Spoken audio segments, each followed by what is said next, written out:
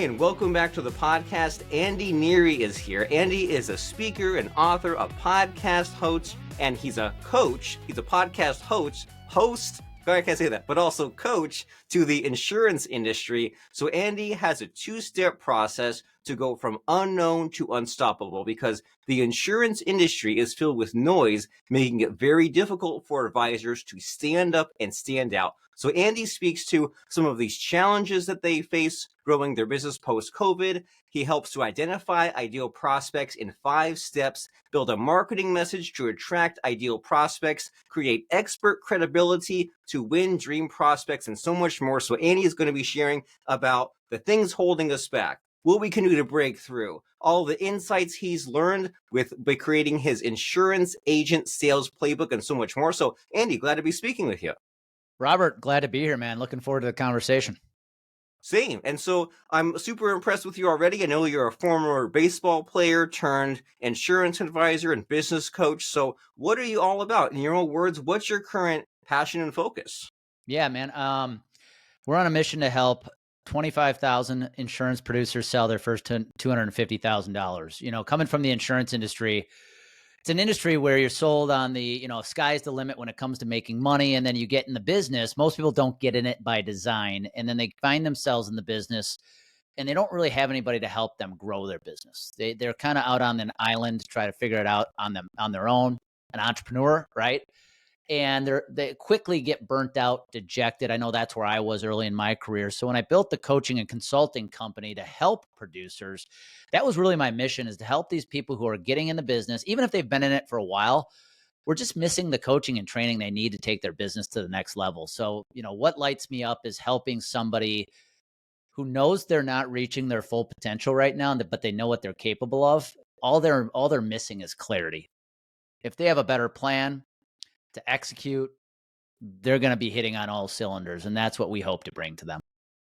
I love it. And I think a lot of us can relate to that, right? Of just knowing that we can achieve more, but unsure about all the various things that need to happen, and kind of the focus split, and probably having a list of a few ideas of saying, oh man, I wish I could do that in 6 years or in 3 years. And like having the wish list, to-do list of all the things that I woulda, shoulda, coulda done. And also there seems to be the element of like the harsh realities, right? Like you mentioned about how where the insurance agents are kind of sold on these big dreams, but then there's the harsh reality of you have to do way more than you thought you needed to do, right? You have to do the marketing and be on podcasts and advertise and do way more sales calls just to get a tiny little sliver. And so, I mean, is there a good starting point here, just as far as like someone the help that you teach? Is there like a number one like missing link or something that you say, hey, everyone gets this wrong, this opens your eyes? What is it? It's a game of attention. Whether you sell insurance or you're growing your own business selling cupcakes, you're a brand. You need attention. To win business today, you have to grab other people's attention. And I know when I look at the insurance industry, there's this belief that, if you build it, they will come. I sell insurance, therefore I'll have all these people who just come to me because they want insurance quotes. Well, that's not how it works.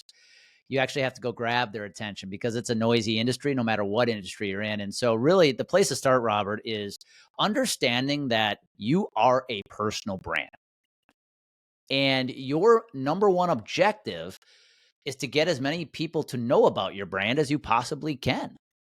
And that's where a lot of entrepreneurs get stuck, because just that thought of putting yourself out there brings up fears of comparison and judgment and failure, right? And I think that's where a lot of entrepreneurs go wrong, is they do have that fear of what will happen if I put myself out there, I put my brand on social media, I put my brand out on a public speaking stage, wherever that might be. A lot of fears come up, and that's what keeps a lot of entrepreneurs from growing, is they're just not letting enough people know they exist.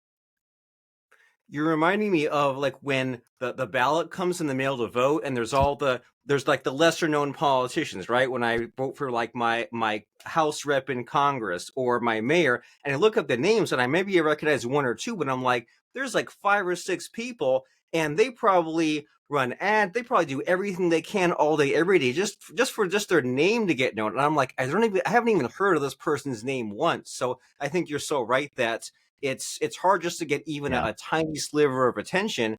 And I mean, in that case, you're talking about these politicians who, like, they probably overcome that confidence issue, but even then they put in all the work and no attention. So for us, even like a few steps back from that, if you have these insurance people who say, well, I cringe ahead of time, or I worry about what people will say, what they'll think, how do we break through that? Is that just a matter of proceed anyway and have someone coach you through and then look at the evidence? Like, how do we overcome this kind of irrational but understandable fear? Yeah, it's very understandable. I talk about this a lot. You know, you said I'm a former baseball player. I was fortunate enough to spend some time in pro baseball. And I tell people that was one of the biggest reasons my pro career lasted as short as it did. It was because of the same fears: comparison, judgment, and failure. And it is the same thing that holds people back in business. It's that fear that, what happens if this doesn't work? That was something I was worried about when I started my first business. I told you offline, I wasn't an entrepreneur until I turned 41. And my biggest fear was, what happens is if this fails? And I think one of the most comforting moments for me, Robert, was when I realized, if this fails, I'll just go back to selling insurance. I realized I have nothing to lose. I'm not going to be homeless, not going to be out on the streets. If this doesn't work, I'll just go back to doing what I used to do. And I think that's for a lot of entrepreneurs. A lot of entrepreneurs have gone into the world of entrepreneurship to break away from the corporate world or break away from the 9 to 5. Well, what's the worst thing that's going to happen if you try to do something as an entrepreneur and it doesn't work? You might have to go back and sell or do what you used to do. It's not the worst thing in the world. So you've got nothing to lose. Put yourself out there, get as many people to know you exist, and it's going to help grow your business. Here's something I had to learn the hard way, Robert. When you're an entrepreneur, you're in sales, whether you like it or not. You better work on your sales skills, because if you are growing your own business, the only way it's going to grow is if you tell a lot of people that you can help them. I love it. And so this is some really freeing advice here, right? That you're saying that even if the worst possible case happens, your business fails, you can revert back to 95 and restart and reassess.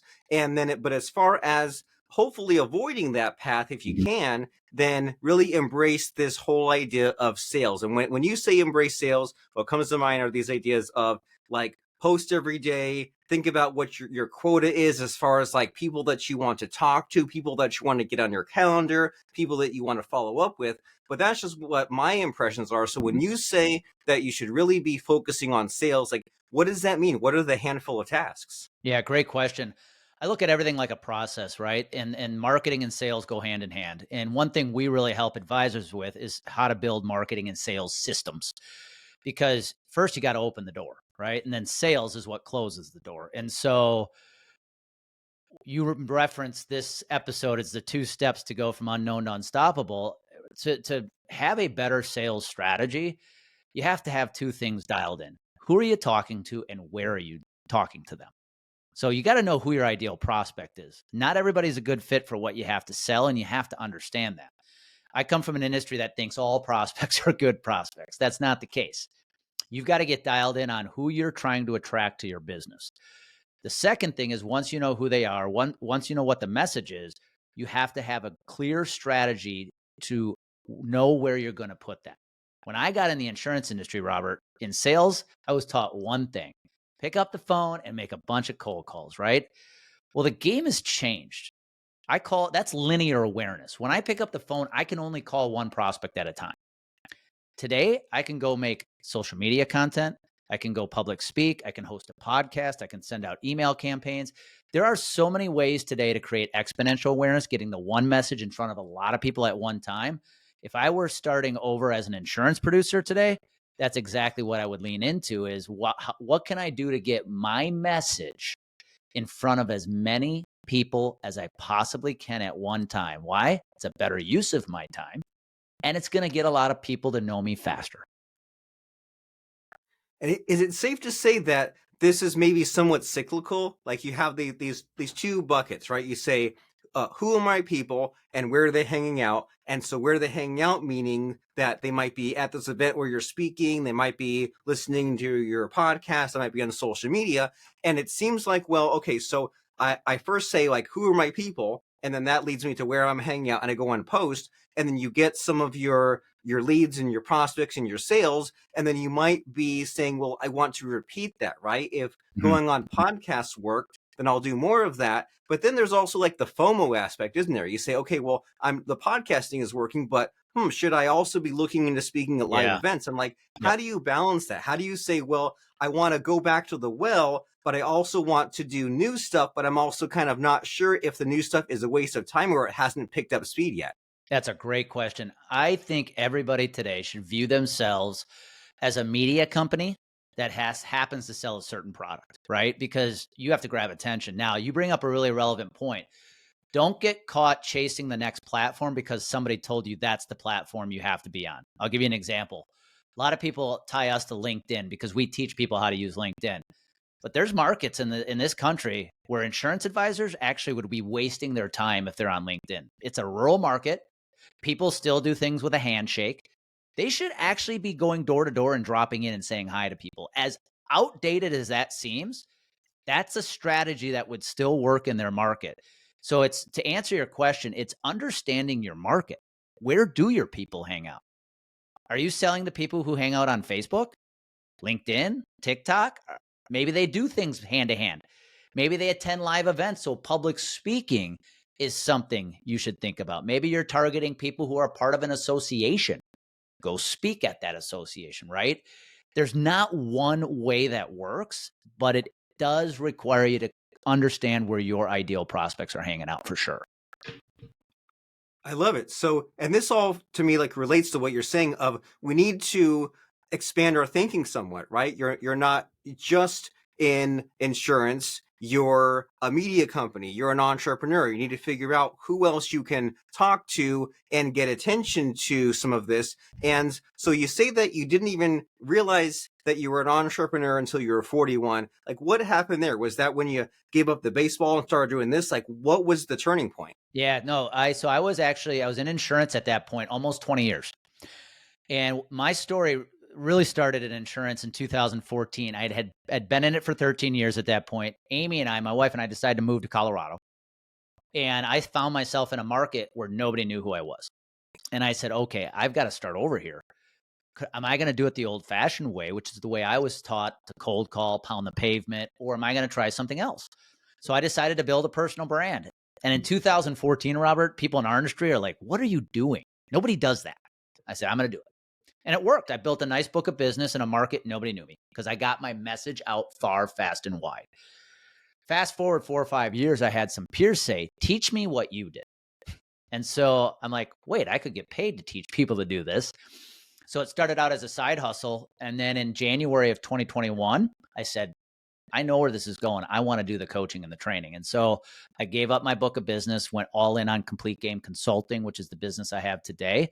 And I was at that time, 40, when I started it as a side hustle, I was 41, but in 2021, I was 43. And what I realized here was my pivotal moment, Robert. One, it was that what happens if it fails, I'll just go back and sell insurance. The other moment I had where I realized I could be an entrepreneur, because I did not grow up in a family of entrepreneurs, is I remember there was a day, it was a terrible day. I'd lost a couple clients. I had a nice coaching contract that they were going in another direction. They got acquired, so I lost the contract. And I had that thought of maybe it's time to go back. But I remember going to bed that night and I was super excited to get up and try it all over again the next morning. And when I had that thought, it hit me that if I'm willing to embrace the suck, as bad as today was, but I'm still excited to wake up tomorrow and do it all over again, I can do this. And that was my moment where I realized it took me a lot longer than a lot of other entrepreneurs, but I can do this thing. I've got the mindset it takes to do this because of that feeling right there. And how do we get to that point? Like, where does the embracing the suck energy come from? Does it happen just naturally from trial and error? Is it a thing we can tap into and repeat? Like, how do we get to that mental state you're mentioning? Great. I learned from mentors, man. I wish I could say I came up with all this stuff, but I didn't. I have a lot of good mentors in my life, and I've had a lot of good ones. Some who I've never met. And one lesson I've learned is if you're going to build a business, you got to be thinking in years and decades, not weeks. And I've seen a lot of peers that I've been in masterminds with that are on to their fourth different type of business now in 4 years simply because they lack patience. If it didn't turn into a six-figure business in 6 months, they're on to something else. And to have that mindset, you have to apply patience. You can't see all the portraits behind me, but there's three words: consistency, persistency, and patience. You got to be consistent and show up every day. You got to keep doing it long after everybody else quits, and then have patience. This isn't a short, quick win. There is no finish line. Enjoy the process. Amazing and inspiring. And so I don't know anywhere close to anything about baseball as you do. All I know is when I was like 8 years old, I was in Little League. But a big lesson from there was that you have to put like way more effort Mhm. into just a little result than you thought. Like when you swing the bat, you have to like really follow through, and you have to like catch like 500 fly balls and 500 grounders just to be able to like do just okay at a game where you 100%. might throw one ball and that's it. And you did all this practice just for this little thing. And what comes to mind is that there's the saying from Gary Vee: document, don't create, right? Boom. And so you do a thing, you get really good at it, and you put in so much effort, and then you say, okay, well now I'll teach others to do this thing that I was able to do. And if that doesn't work out, you fall back on the doing it. If that doesn't fall back, you work back on the 9 to 5. And so that seems to be kind of an organized, focused way of doing things. And also, there's that amount of self awareness that people don't talk a lot about with their peers and with their masterminds, of kind of seeing the behavior of others that maybe they themselves are not aware of, such as the entrepreneurial ADD and patience, and saying, okay, well, that's what I don't want to do. That's a valuable lesson. And so, in your ups and downs of your entrepreneurial adventure, do you have any scary stories to tell us? Do you have any moment of like failure, frustration, panic where you thought it was all over? Yeah, it was that moment I talked to you about. I had built the business. Um, it was 2021, the first year I fully went into it. I don't have a story where I woke up one morning with zero showing up in my bank account, but I was down to two clients. And trust me, it wasn't going to pay the bills. And I will share this because you said something, a couple things I want to address to answer this question if I can, Robert. You talked about the baseball and how much goes in just to swinging a bat or throwing a baseball, throwing a strike, right? I was asked one time, why are so many athletes in insurance and why do they do so well? And I said, it's because they know how to put the work in off the field. Everybody wants to be Tom Brady throwing a touchdown in the Super Bowl. Nobody sees the work he puts in day after day to be able to do that. If you're going to be an entrepreneur, you have to be a student of the game. You got to study. You got to have personal development be your number one priority. But to go back to that day where I was down to two clients, when I had that thought, maybe it's time to go back, I did something I never expected myself to do, Robert. Here I am with two clients. And that moment, instead of going, okay, I give in, uncle, I'm going to go back to doing what I'm doing, I went the other way. Not only did I say I'm going to keep doing it, I hired a business coach, I joined a mastermind, and I joined another group of male professionals that I was going to spend time with throughout the year to keep me accountable. That investment, those three investments were to the tune of $20,000. But my business never looked back from that day. That's the biggest epiphany. What came out of a nightmare when I thought it was over, I did something that my former self would have never done, which is double down. And I spent money I did not have and I threw it in betting on me. And I'm fortunate to say the business has never looked back. That was in the fall of 2021 and we've never looked back. I love it. And that's powerful to think about. That's idea of doubling down and sometimes doing what seems irrational in the moment because you said, "Hey, this was the goal that I made for myself and I'm going to take it seriously. I'm going to follow through and pursue." And so in our last few minutes here, Andy, what question am I not asking you? Is there something that like you're like itching for Robert Plank to ask you?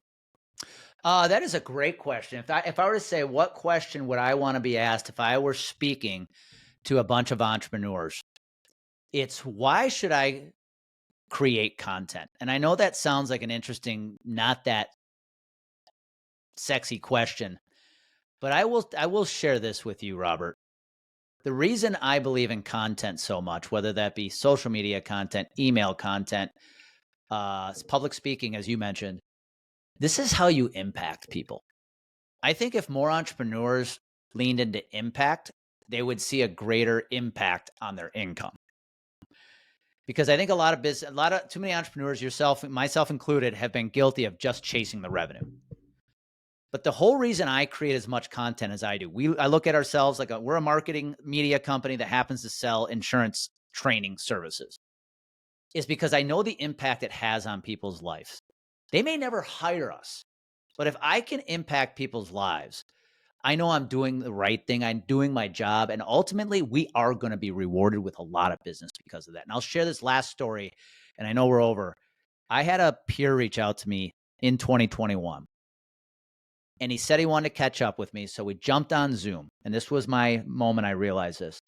I thought we were catching up, and we jumped on the Zoom, and he wanted to jump on Zoom to thank me. He wanted to connect to thank me. And I said, well, why are you thanking me, man? I haven't seen you in 2 years. What have I done? He said, I want to thank you for your content. He said, the pandemic was really rough on me. I went through a bad divorce. I almost died of COVID. And I thought about ending it all. And your content kept me going. And that's when I Nice. realized that it's so much more than income, man. What we do, whether it's running the business, creating content to grow the business, it's about impact. And if you focus on impact over income, you will make more money than you possibly ever could dream of. So do you have any advice as far as like how much content we should be looking to make, or what impact? Like you always think about like, well, if you're doing none, make it a habit or routine and build up and strengthen the muscle. But what's your advice if someone says, hey, I've heard this so many times that I need to Yeah. make the YouTubes and the podcasts. Like what should we be looking as far as goal setting? Good question. I tell people, number one, start slow. Start with something you can stay consistent with. If it's once a week, start with once a week as long as you can run it consistently. That's all I care about. I just want consistency. But here's how you got to think about content, because I get this question too. Andy, how much is too much? When do I become annoying? I said, well, my thought is if you are going at it with the goal of creating impact and delivering value, you can never post enough. If all you're going to do is ask for business in your content, yeah, you're going to eventually become annoying. But if the goal is to deliver value, here's how you want to think about it. Every day you make a piece of post, every time you post something, you are giving yourself a chance to land in somebody's feed or inbox, if it's an email, on the right day. If you only do it once a Nice. month, or once a week, you give yourself just one chance to do that a week. If you do it every day, you give yourself a chance every day to land in somebody's feed or inbox on the right day for them to hit reply or send you a message saying, I want to do business with you. Very powerful. Just looking for that one connection. And so, what's the next step here? If someone says, Andy had all this good advice, how do I know if I'm right for him in his training, whether it's like entrepreneurial or the insurance agent sales playbook? How does someone know if they're a right fit? And then if Yeah. they are, what's the call to action? Yeah, I'll just say this, Robert, man. If somebody's out there, you're listening and you're like, yeah, we need to get dialed in on who our target buyer is. We need a better content marketing strategy, whatever that might be. Reach out to me on LinkedIn if you're there. I'm very active there, Andy Neary, Complete Game Consulting, or check us out at completegameconsulting.com. Awesome. CompleteGameConsulting.com. And that's Andy Neary on LinkedIn. That's spelled Neary, Andy Neary. And so as we're wrapping up our conversation here, Andy, like you make all the content, you do all the speaking, you get all these ideas swirling in your head. Do you have anything to end this as far as a soundbite? Is there a powerful quote or lesson that you can give us and you really blow our minds? I'm going to steal this from a mentor. I'm sorry. Here's why you have to create content and grab awareness. We trust people we see. We trust people we know, and we trust people we learn from. Every one of us has somebody on social media we follow. We would buy a product if we promote it because we trust them and we've never met them. That's how you grab somebody's attention. We trust people we see, we trust people we know, and we trust people we learn from. Are you doing it enough? And we need to be so that we can be that person. So Andy Neary, Complete Game Consulting. Very lovely talking to you, friend. Likewise. Thanks, Robert. All righty.